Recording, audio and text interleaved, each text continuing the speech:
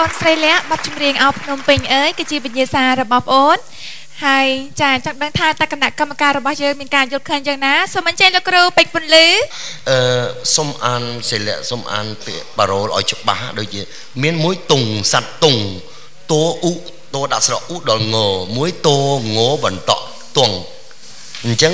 អត់មានខុសអីទេគាត់ថាយើងប្រឡំតិចក្រោមមកលុបតុងប្រាសាទអង្គរបើយើងអានថាតុងពេកវាចំអញ្ចឹងក៏អត់អីទេគាត់ថា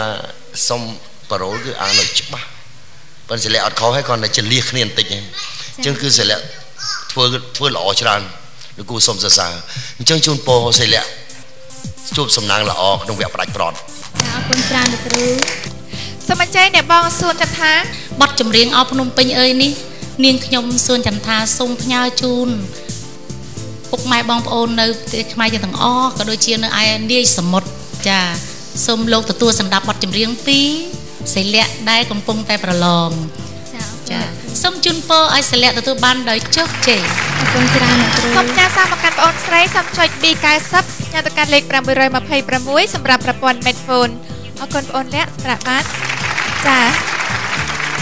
ចូលខ្លួនជាបន្តដួងតារាចាគឺដួងផ្កាយបរោះរបស់យើងទាំង3រូបក្នុងនោះមានបងអូនដារាវិកដែលជាដួងផ្កាយកំពុងតែប្រកួតប្រជែងរួមជាមួយនឹងដួងផ្កាយកិត្តិយស2រូបជាបន្តដែលនឹងត្រូវចូលសម្ដែងនៅក្នុងវគ្គនេះនាំមកជូនលោកអ្នកទស្សនាដោយក្រុមហ៊ុន Toyota Cambodia